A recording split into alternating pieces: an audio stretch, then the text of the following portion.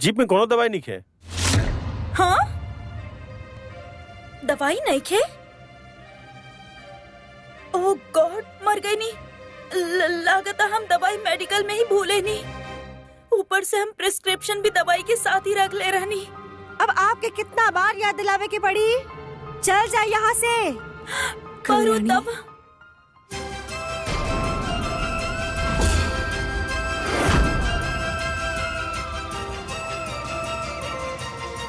माँ, होश होता। माँ, माँ आँख खोला। माँ, माँ, देखा देखा, हम तेरे पास बनी। माँ के होश आ रहल बा। कल्याणी, माँ, चल जा।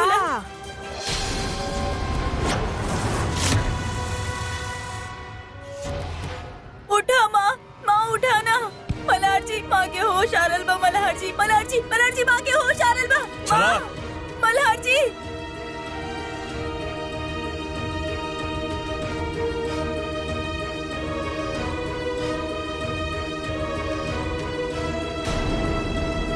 हे भगवान, माँ ये होश में आवे के बाद अगर मल्हार के सब कुछ बता देली तो।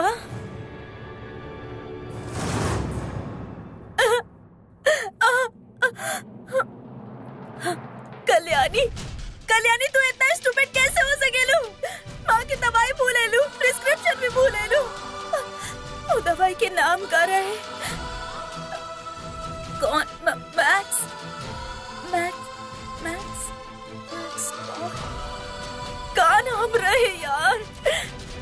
साइक्लोपेन और पैम 40 दिन में 2 बार खाए के बाद, और ऑक्सीडेन रात में 2 बार खाए से पहले। एक सेकेंड, हम लिख लेता नहीं।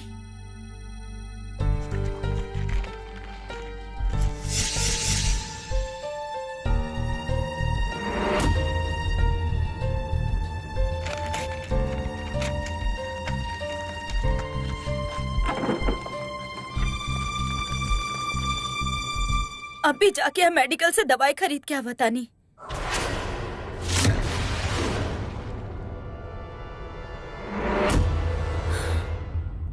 पैसा चाहिए?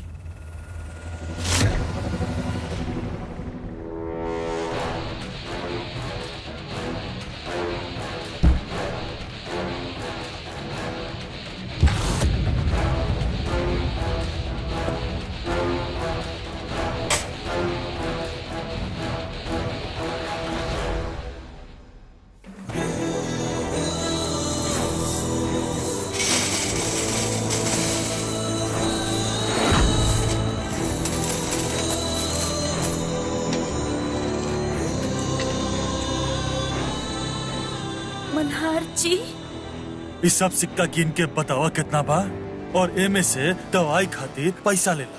कब? आप हमरा ये वक्त सजा देवे चाहे नहीं? वो हमार दर्द में बाड़ी और आपके हमरा के सजा देवे के सोच रहल बा। सजा कहाँ दे रहल बानी कल्याणी? दवाई खातिर पैसा दे रहल बानी, और जब तक हमके पता ना होगी कि हमरा पास कितना पैसा बा, तो हम हिसाब कैसे करब? गिने के तो पड़ी सारा। का बोले तानी आप मल्हार जी? काय करत तानी आप? आवाज नीचे।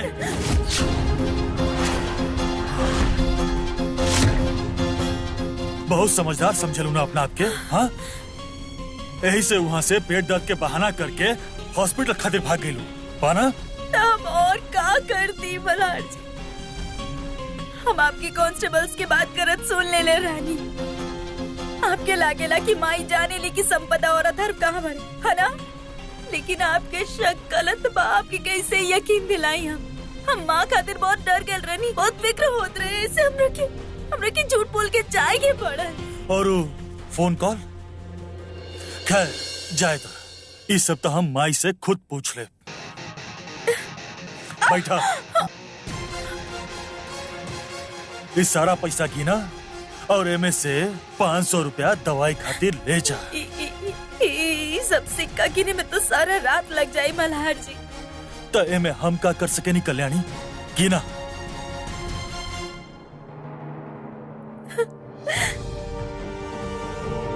मल्हार जी इतना पत्थर दिल कैसे हो सकेले? वहाँ माँ की तबीयत खराब बा, उनका दवाई की जरूरत बा, और ये हमरा के सिक्के के खातिर करल बारे। बहुत हो गए लोग।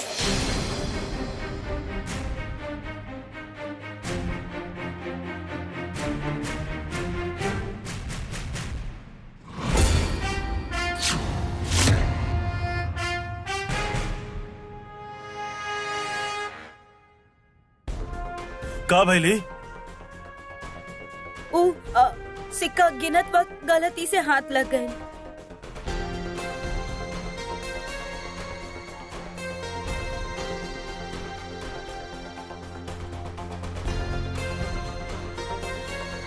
दवाई के बिल तो 500 रुपया बहल रहे, लेकिन अगर सिर्फ 500 रुपए गिने के रहे तो कब की गिन चुकल रहती।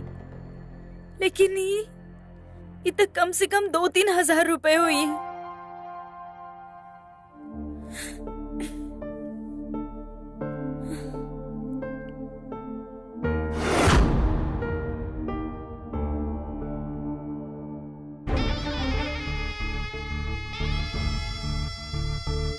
कमाल बा, ये दोनों मुंबई से आ गई, लेकिन मल्हार घर आके कोनो तमाशा न कैलस।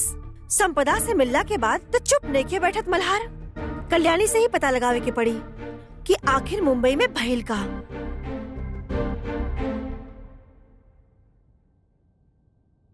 इस सिक्का के साथ का कर रहलू हा? ओह, आज हम बैंक में ना डाका डले रहनी ना, तो वहाँ से जो पैसा चुरा के लायल बानी ना, वो गिन रहल बानी।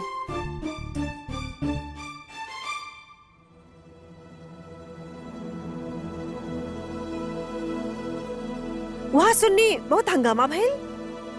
माई के हॉस्पिटल लेके गई रहनी पल्लवी, जहाँ उनकर किडनी निकालल जात रहल। अरे सीधा सीधा पूछ ला ना, क्या आप ही जाने चाहेनी कि माँ की संपदा और अथर्व के बारे में कुछ पता बाकी ना पता चलल।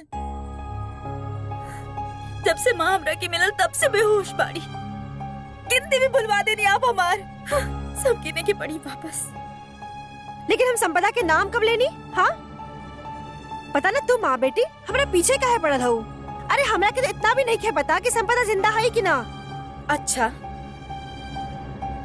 अगर आपके लागेला कि संपदा मर चुकल बाड़ी, तो फिर पीसीओ पे बात केकरा से करे गल रहनी? संपदा के भूत से?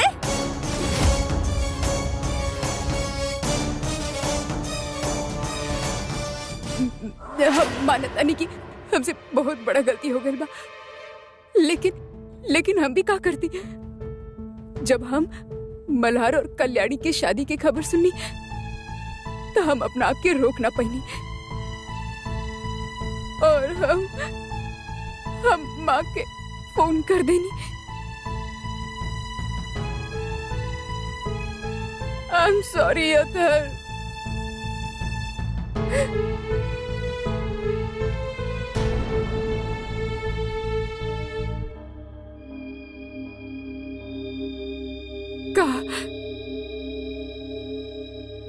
कहा चाहिए तारा के? कहाँ बा? हम पूछ रहे बनी, कहाँ बा? कहाँ बा? पर कहाँ बा? उहे जोन तू पहले नहीं खू, कहाँ बा? दुपट्टा?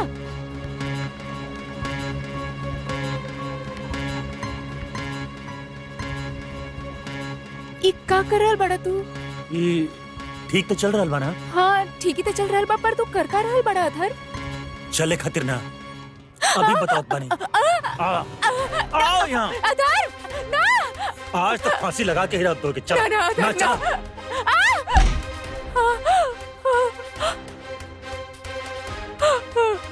I'm sorry.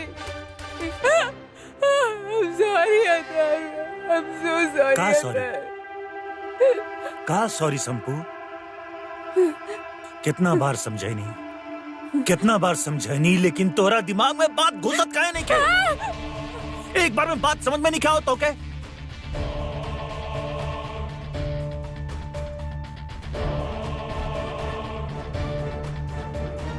तोहरा अंदर हिम्मत रहा लेना तो हमरा संगे भगलू का है संपू?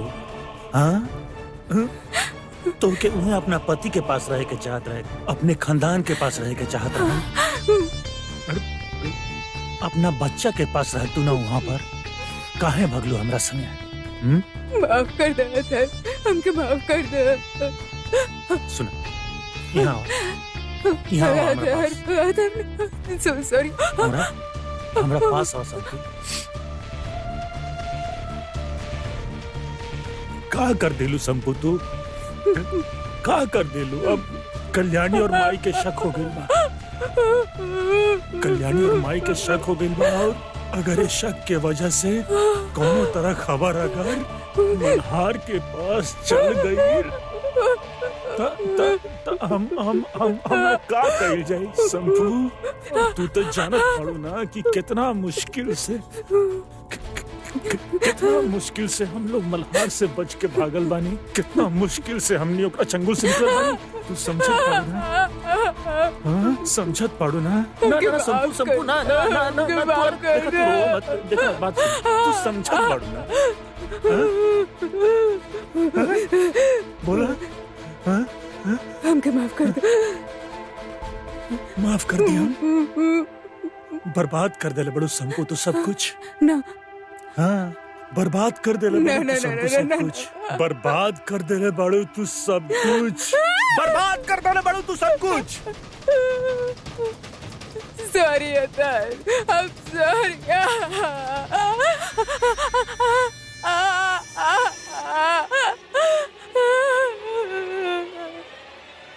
अब ई मल्हार मसला के सुलझावे खातिर सिर्फ एक ही तरीका बा, जानत बाड़ू का?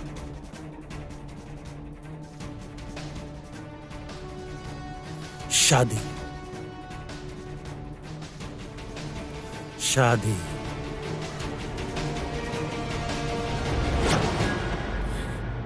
एक तो वहाँ माँ की तबीयत ठीक नहीं है और मल्हार जी हमरा के इतना सारा सिक्का दे देली गिने खातिर। इतना क्रिएटिव आइडियाज आवेला कहाँ से उनकर दिमाग में पनिशमेंट खातिर? और ये घर में कॉइन्स के रखेला इतना सारा? हम रखे नहीं। मल्हार जी हम हमारू मतलब ना रहे।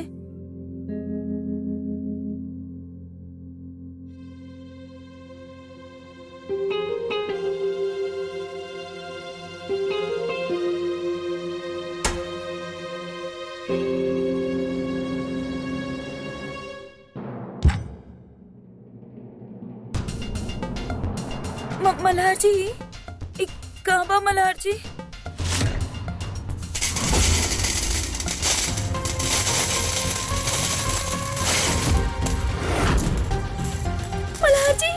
मल्हार जी और कॉइन्स परेशान काहे? बिना बड़बड़ के लिए इस सब के गिना ना तो और भी बा हमरा पास।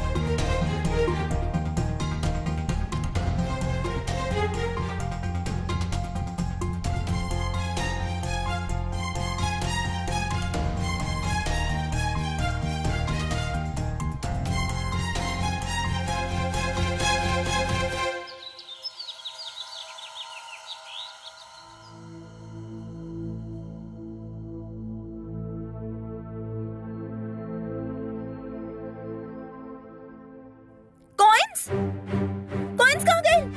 हाँ, और हमारे हिसाब के पेपर्स, कॉइन्स, हमारे कॉइन्स। पिल्लू तेरा पता बगा हमारे कॉइन्स कहाँ गए? और वो पेपर तेरा तो पता हुई तबो ना बता पाई बा। मैडम हम अंदर आ सकता नहीं? आजा बोलो ना। आप सिक्का ढूंढ रहल बानी? आपके कैसे पता? मैडम सिक्का तो मल्हार साल कल रात के ही उठा के रख देले रहे और आपके वो कागज भी। लेकिन वो पैसा से तो हमरा माँ के दवाई खरीदे के रहे। माई के दवाई तो मल्हार सर के कहला पे हम कल रात के ही ले आइल रहनी और पल्लवी ताई के दे भी देनी। मल्हार जी के तो कुछ समझ में ही ना आवेला। अगर दवाई मंगवा ही ले रहे तो हमरा से काउंटिंग काहे करवाइले? खाली हमरा परेशान करे के नया नया बहाना ढूंढत रहेले। अच्छा माँ कैसन बाड़ी, कहाँ बाड़ी? अभी ठीक बाड़ी। अभी सर उनकरा से आउट हाउस में पूछताछ कर रहे बड़े। पूछताछ? माँ के होश आयल ना कि मल्हार जी उनका से पूछल शुरू कर देले। मैडम सुनी तो मैडम। माई कल आप मुंबई काहे गए रहनी? हाँ माई, बोली ना आप मुंबई काहे जाए चाहत रहनी? अब कल भी आप हमनी दोनों के बतैनी ना। बाकी ना हमनी साड़ियन के सैंपल लेके मुंबई जात रहनी था। आप हमनी के कहनी कि आप हमनी के साथ मुंबई जाए चाहता नहीं। माई आप ऐसा काहे कहनी कि आप हम हमनी आपसे के साथ? सवाल कहनी पल्लवी मामी, ता आप चुप रह के काले।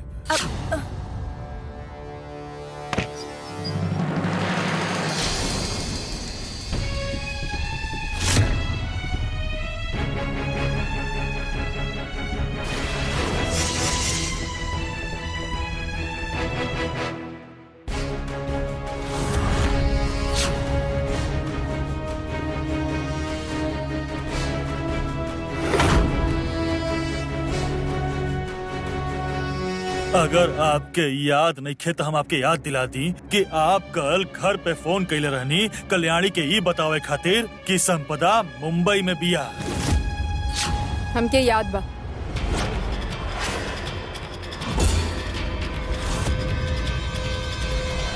हम खुद पल्लवी और विवेक भैया से हमके मुंबई ले जाए खातिर कहले रहनी। रास्ते में हमार पेट दर्द करे लगा। फिर विवेक भाई हमके हॉस्पिटल लेके गए रहने और फिर हम घर पे फोन कैले रहनी काहे कि हमके केहू और के नंबर याद ना रहे।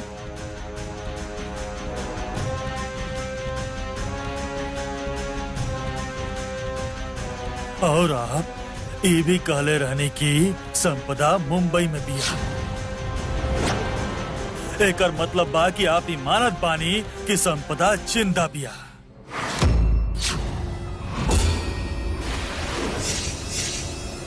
हम ऐसा ना कहले रहनी मल्हार। हमार बात अधूरा ही रह गए रहे। फोन पर बात करत करत हमके चक्कर आ गए रहे और हम बेहोश हो गए रहनी और फिर आगे के हमके कुछ याद नहीं थे। हमके शक रहे कि संपदा मुंबई में बिया काहे कि अपर्णा दीदी के बहुत जान पहचान वाला मुंबई में रहे। और उस सीडी वाला घटना के बाद हमके यकीन हो गइल बा कि अपर्णा दीदी हमनी से कुछ छुपाई के कोशिश कर रहल बानी। यही से अगर संपदा मुंबई में बिया तो हम खुद जाके ओकर पता लगावे चाहत रहनी।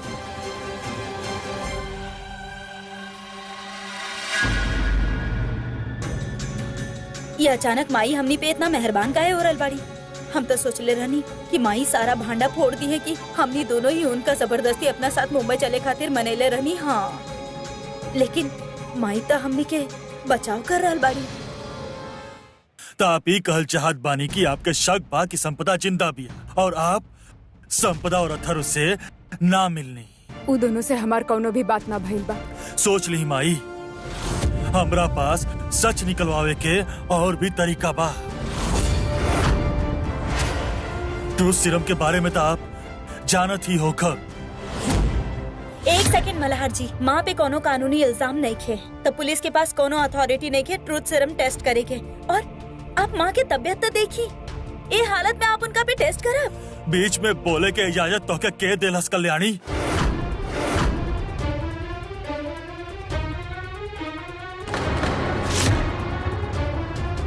तू हमरा पे जे चाहे ऊ टेस्ट कर सकेला, हम तहरा इजाजत देता नहीं।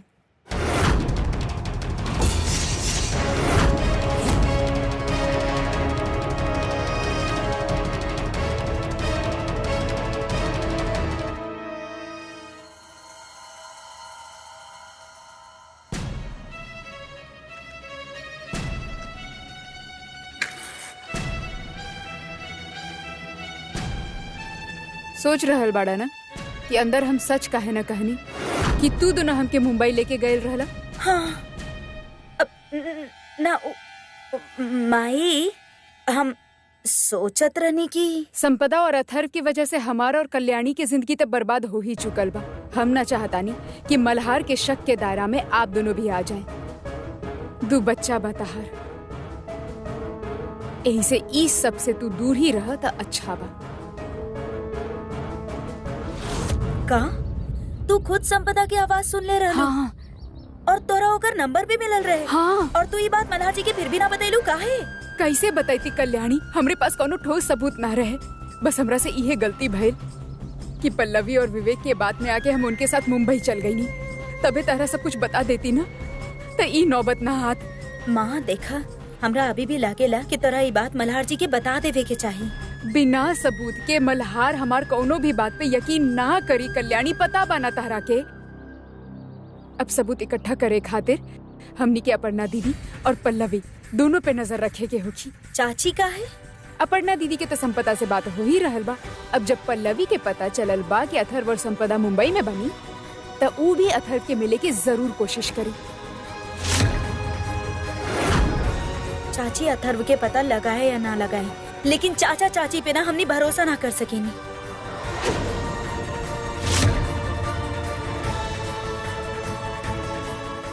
चलिए अच्छा बेल सर, माए खुद टूथप्रिंट टेस्ट खातिर परमिशन दे दिली। वैसे हमके सर जरा भी विश्वास नहीं किया होता सर। वो एगो शक के आधार पे मुंबई कैसे जा सकेला केहू? हमने माई पे टेस्ट ना कर सके। काहे सर? काहे कि टेस्ट सीरम के भारी डोज से माई के हालत और भी खराब हो सकेला, और हम नहीं की चाहत कि वो टेस्ट सीरम के वजह से माई के तबीयत और ज्यादा खराब हो गई। मन तक कर रहल बाकी कल्याणी पे टेस्ट करी। पहले भले ही कुछ ना जानत होखे, अब हमके ओकरा ऊपर शक हो रहल बा। लेकिन परेशानी ई बा कि बार बार कल्याणी पे भी टेस्ट करब तो ओकर भी तबीयत बिगड़ सकेला। सर एगो बात बोली सर, सर सब कहले कि आप बदल गए बनी, लेकिन सर आज भी हमके उहे मल्हार सर नजर आ रहल बड़े सर, जे सबके चिंता रखेले सर। ये बात के कोनो मायने नहीं है पवार। अगर मायने बात बस सिर्फ ये बात के माई और कल्याणी ही जानत बाड़े कि संपदा और अथर्व कहाँ बाड़े। भले ही हम उनका पर टेस्ट ना कर सकी, लेकिन संपदा तक तो हमनी के वो दोनों ही पहुंचे। सर एगो बात बोले के रहे, आज सुबह हम विवेक भाव के दिवेकर सेठ से कुछ कागज ले देखले रहनी है, और लागत रहे कि कुछ विनती कर रहा बड़े। सर दिवेकर सेठ अच्छा आदमी नहीं खन सर। सर उनके खिलाफ 2-3 बार पुलिस कंप्लेंट हो चुकल बा। हमार शक पक्का हो गई बा पवार।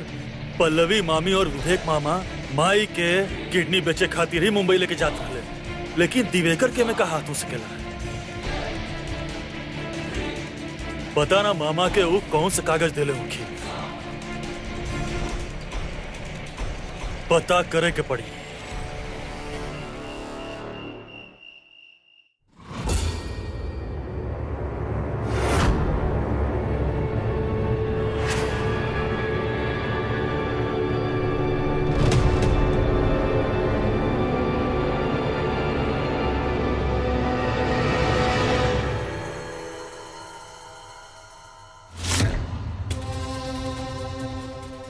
वैसे केहू और के मोबाइल में छानबीन करल ठीक नहीं खे, लेकिन ई पता करल भी तो जरूरी बा कि कहीं पल्लवी के अथर्व और संपदा से कौनो बात ना हो रहल बा।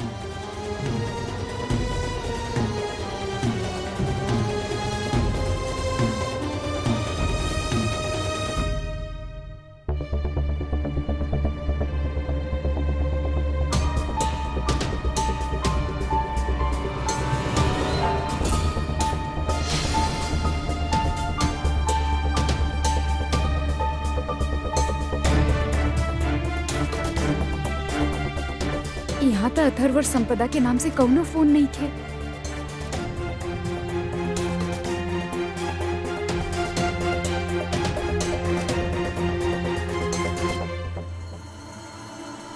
पता न कल्याणी के अपर्णा दीदी के पास से कौनो सबूत मिलल की ना।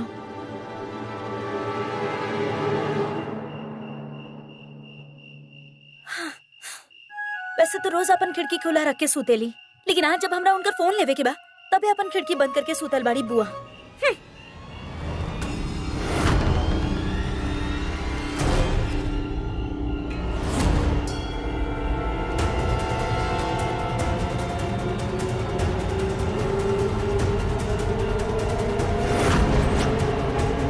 बड़ी माँ के कमरा के बाहर चोर। चोरी चोरी करे आल बड़ा चोर कहीं का, उतर नीचे। तो हर तो हाँ चोरी करे आल रहा। रात के अंधेरा में सीनियर ऑफिसर के रूम में चोरी करे आल रहा। जाने ला ना घर में कौन रहेली? कल्याणी राणे। हाँ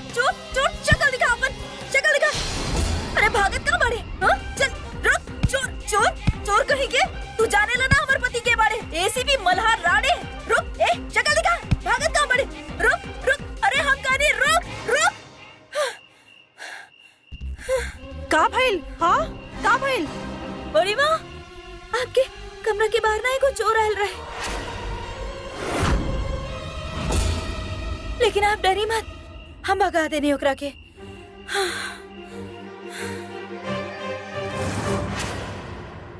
वाह Kalyani, I am so proud of you, कमाल कर देला। मल्हार जी आपके पता भाभी का भइल? अभी ना बड़ी माँ के कमरा के बाहर चोर आयल रहे, लेकिन हम ओकरा के भगा देनी। अरे ओकरा के ऐसे मरनी ना।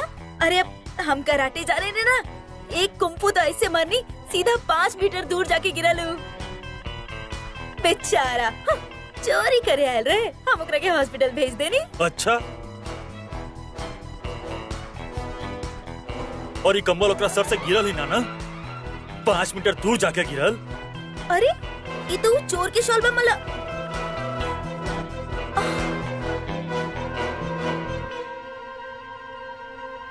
एकर मतलब आप वो चोर रहे? हाँ? लेकिन मल्हार जी, आपके चोरी करे के कहाँ जरूरत? आपके पास तो इतना सारा चिल्लर है। चुप।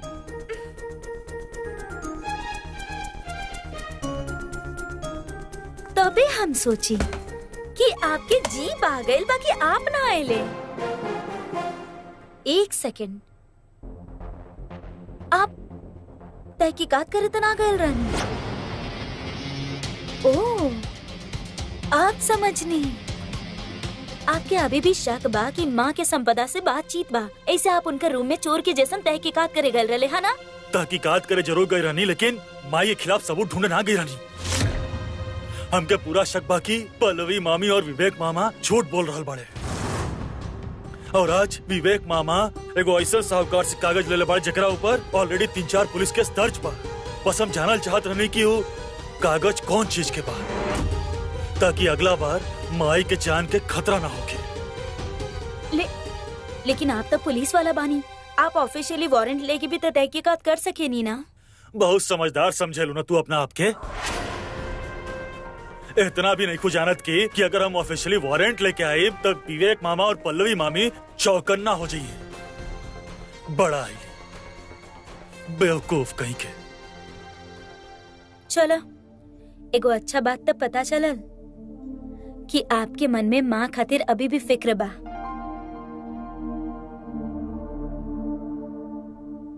माई के तब पता ना, लेकिन अभी कंधा के फिक्र जरूर बा हमके। हम आपके ज्यादा जोर से मार देनी ना, सॉरी। हम ना बाम लगा देता नहीं, एक सेकंड।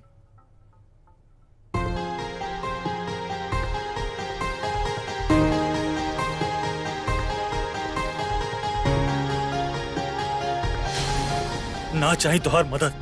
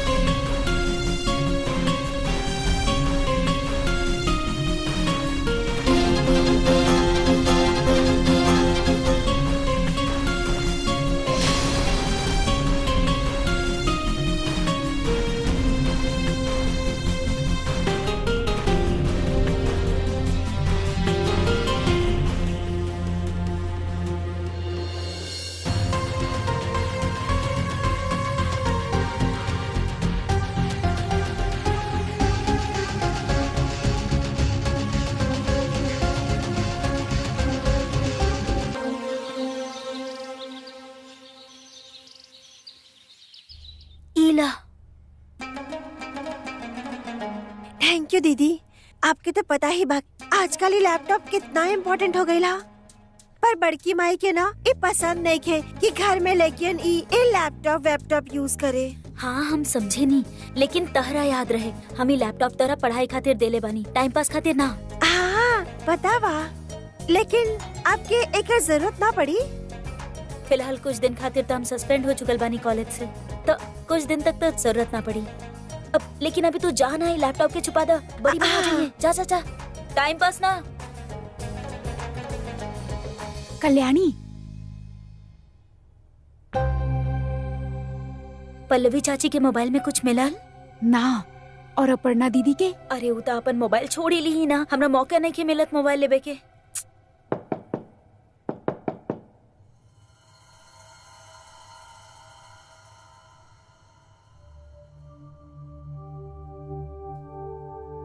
नमस्कार, ये देशमुख परिवार बाना? जी। आपके हम ग्राम पंचायत से आईनी हाँ, और देशमुख परिवार में कितना सदस्य बा ओकर पुष्टि करे आयल बानी। हमार देशमुख परिवार में 7 सदस्य बा। 7? लेकिन हमार सूची के अनुसार तो 8 सदस्य होवे के चाहिए। आपके देशमुख परिवार में एगो नया सदस्य के एंट्री भइल रहे ना? ना, आपसे कुछ गलती हो रहल बा। हमार देशमुख परिवार में 7 ही सदस्य बा। बड़ी माँ, शायद ई कल्याणी के नाम भी देशमुख परिवार के सूची में जोड़ देले होखी है। देशमुख परिवार में 7 सदस्य बा। राव साहब देशमुख, अहिल्या देशमुख, विवेक, पल्लवी, गोदावरी, नल और अनुप्रिया। लेकिन हमार सूची के अनुसार 8वां सदस्य होवे के चाहिए। हम अपन सरनेम तोहरा नाम से हटा रहल बानी, अब सिर्फ तू कल्याणी देशमुख होखबू। ली हो गई, आज से आपके नाम मल्हार देशमुख। आपसे कुछ गलती भइल हा, यहाँ और कोनो देशमुख नहीं खे, तो का यहाँ मल्हार देशमुख ना रहेले? मल्हार देशमुख?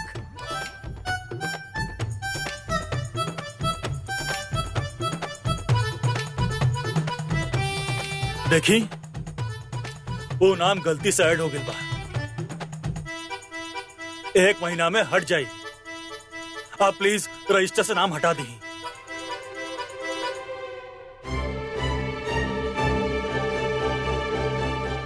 मल्हार देशमुख।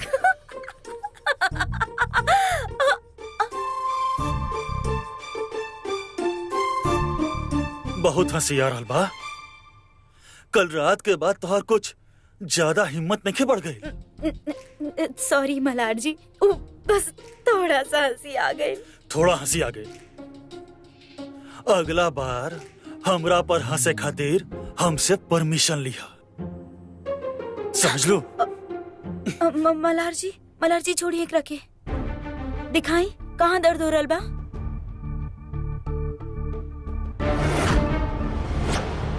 हम बाम लगा दी या फिर गर्म पानी से सिकाई कर दी? बताइए कहाँ दर्द हो रहा बा? एक कल्याणी तो हाथ धो के हमार दामाद के पीछे पड़ गई रहा, लेकिन हमहू संपदा के खातिर ई घर में जगह बना के रहब। एक दूसरे के करीब ना आवे देव हम इनका के।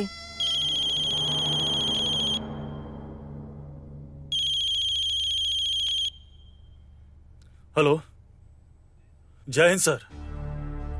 जी सर, 26 जनवरी के परेड खातिर मिनिस्टर साहब के सिक्योरिटी के बंदोबस्त हम कर देले बानी। हाँ सर, उस सिक्योरिटी की फाइल हमरे पास बा। ठीक बा, आज मीटिंग में लेते आए। जी, आप फिक्र मत करी, सारा इंफॉर्मेशन हमरा पास ही रही। यार पिल्लू, अब हमरा हंसे खातिर भी आइटम बॉम्ब के परमिशन लेवे के पड़ी।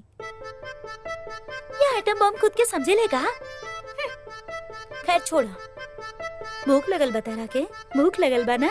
चल हम दूध लेके आवता नहीं गरम करके।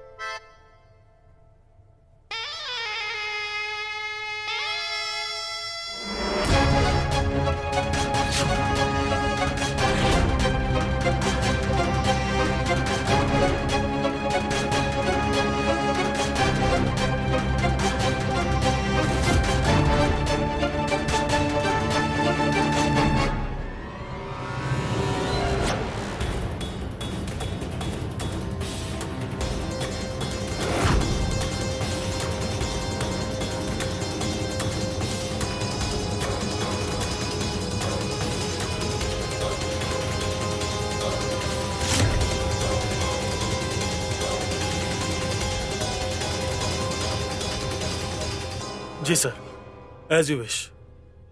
जय हिंद सर।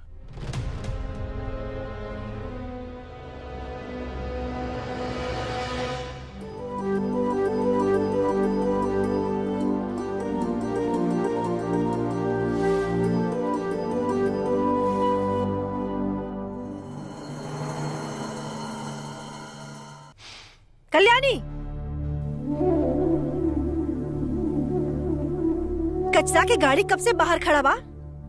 ते एक दिन कचरा आप ना फेंक सके नी?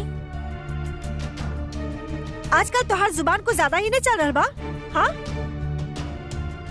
ठीक बा, एक कचरा के थैली हम यही फेंक देते हैं। मल्हार हमरा से पूछी तो हम कह देब कि तोहार हाथ में मेहंदी लगल रहे। ठीक बा?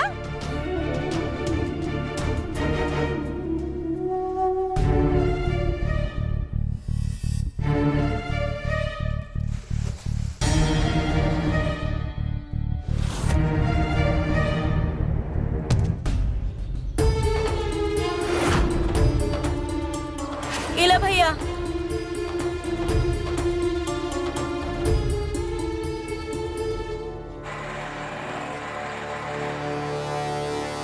भगवान माफ करी, माफ करी। एक का कहलू तू कल्याणी? मल्हार के काम के कागजात तू कचरा में फेंक देलू। Important document, important document. माँ गलत कहनी ना हम? माँ तू दोबारा बोला, तू का बोलू? ना ना, हम फिर से ना बोला। कल्याणी इंग्लिश विंग्लिश ना हमार बस के बात नहीं है, छोड़ दो ना। माँ देखो, ड्रामा बंद करा और बोला तू का बोलू अभी? हमके पता बा कल्याणी, तारा बहुत शर्म आवत होगी ना हमके इंग्लिश सिखाए खातिर। तू इतना मेहनत करत बाड़ू और हमके तो इंग्लिश के दो शब्द भी बोले के ना आवेला। माँ प्लीज दोबारा बोलो ना, तू अभी का बोलत रहलू तू? कल्याणी हमका कह रहल बानी, वैसे भी हमके ऐसा लागेला ई उम्र में इंग्लिश सीख के हम कहाँ जाए वाला बानी, विदेश थोड़े ना जाए वाला बानी, तो छोड़ ही देता नहीं। माँ खुद के अंडर एस्टिमेट कईल बंद करा और अभी वापस बोला जे तू कहलू। अरे बोला ना। इम्पोर्टेंट डॉक्यूमेंट 26 जनवरी। 26 जनवरी के अंग्रेजी में का कहले? तू जाने लो, बोला ना। 26 जनवरी। माँ तू बिल्कुल सही कहलू, बिल्कुल सही कहलू। अच्छा तू तो धीरे धीरे इंग्लिश में भी प्रो बन रहल बाड़ू। अच्छा सुना अपर्णा दीदी के मोबाइल से कुछ मिलल का? अरे ना माँ, वो तो आजकल अपन फोन ऐसे अपना पास रखे ली जैसे ग्लू से चिपका देले होके, छोड़त ही नहीं की।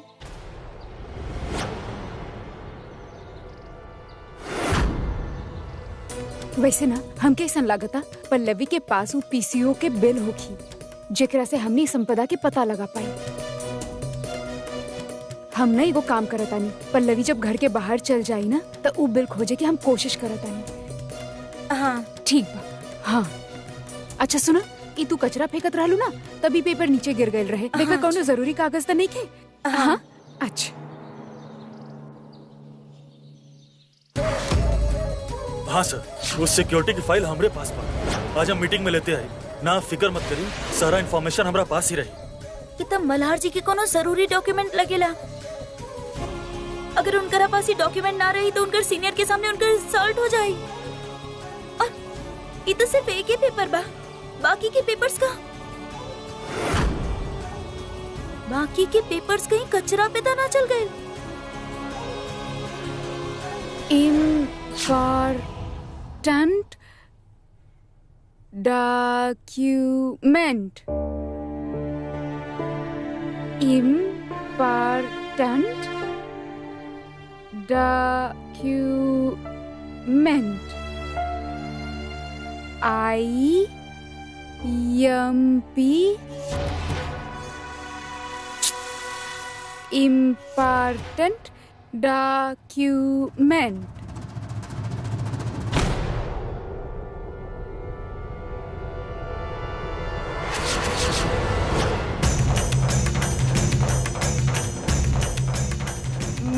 माफ करी बड़ी माँ, यहाँ बैठे गिरना चाहत रहे। वो बड़ी माँ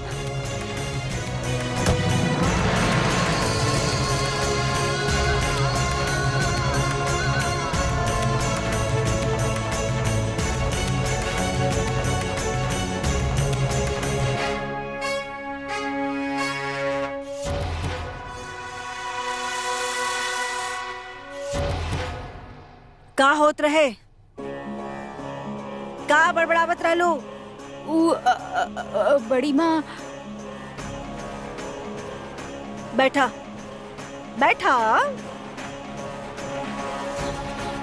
ओ मिर्चियन के खातिर वहाँ जुबान भी रखल वाले सूखे खातिर ना ना, तब फिर जवाब काहे न देत बाड़ू? अनुप्रिया, हम तरह से कुछ पूछ रहल बानी, कुछ इम्पोर्टेंट डॉक्यूमेंट बोलत रहलू ना। ये अंग्रेजी कहाँ से सीखलू?